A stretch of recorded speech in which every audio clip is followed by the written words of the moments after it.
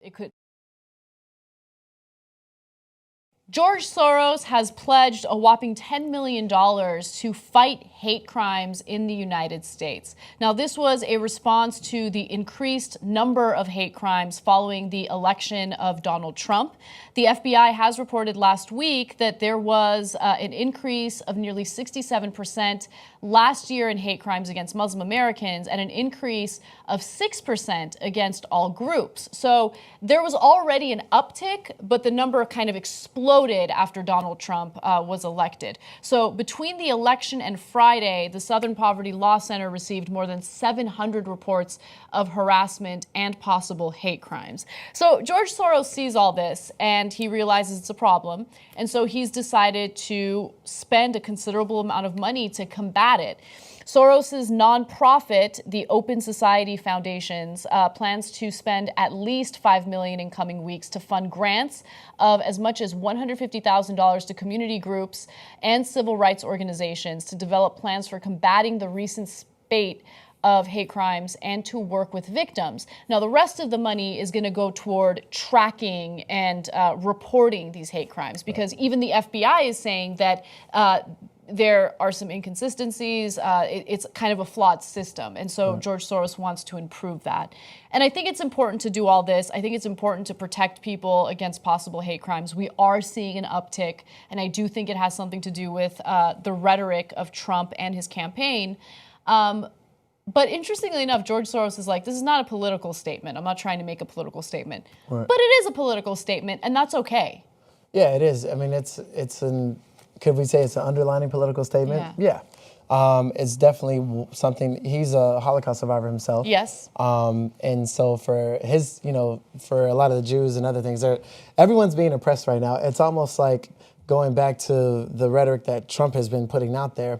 All of these neo-Nazis, all of these, who want America to be pure white, again, the alt groups and everything else that we're seeing, they're coming out in droves now because they have that confidence now. So that's putting a lot of fear into the country. That's putting a lot of fear into people. And some of these smaller towns where people aren't protected, like, think about it. We've seen all these different stories on, this mayor from this small town of Virginia and this politician from this state and this one from this here saying this and that about, whether if they're saying about Michelle Obama or anything like that. I always have said, if someone has the audacity to speak of someone else in that tone or that way, could you imagine what they're doing when the cameras aren't on and there's no one else around? Yeah, that's a great point.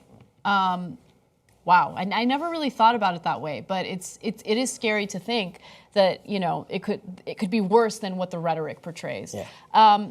But another thing that I found really interesting about this is the demonization of George Soros. And so a lot of conservatives will attack their opponents by saying that they're funded by George Soros. We're accused of being funded by George Soros, which I think is hilarious because we kind of want to be, but we're not, right? So like if we were, it's not like something we'd hide. We'd like openly accept it and we'd be like, awesome, we got funding from George Soros. There's nothing wrong with that. But one of the criticisms that a lot of Republicans have is that George Soros is too influential with his money in our current modern-day political system.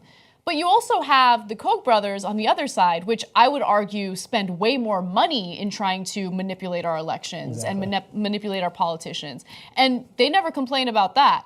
Now, understand, I don't want money in politics, period. Like, I don't care if it's Democrats, I don't care if it's Republicans. I don't think money in politics should be part of our political system. But it's just funny to hear one side complain about something that they're benefiting from, and they're benefiting from it, in a big way. Yeah. Yeah. Money makes the world go round.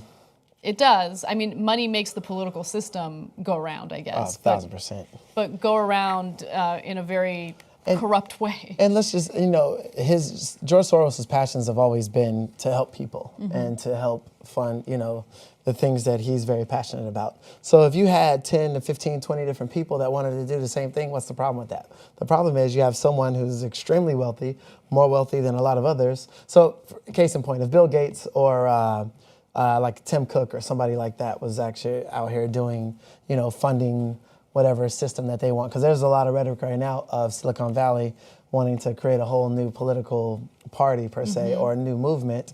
And if you knew the billionaires that were a part of that, it's like Soros times 10. which is very Is that the incredible. alt-left movement? I mean, I don't even want to say that because By the way, from this point forward, I'm no longer using alt-right. Like, I'm done using alt-right. Like, I want to call them what they are, and they're white nationalists, and that's it. Like, they're white supremacists. Yeah. I'm not going to allow them to use any kind of euphemism to describe themselves. So alt-right, it's like nails on a chalkboard at this point when I hear it. Got it. So, by the way, that's my position on it. That's not to say that the other hosts should do it or have to do it. It's just the way I feel. I think that we're making them seem like they're not as bad as they really are. Yeah. Crunk soul. Whoa. Yeah. I'm feeling this one right here. Yeah.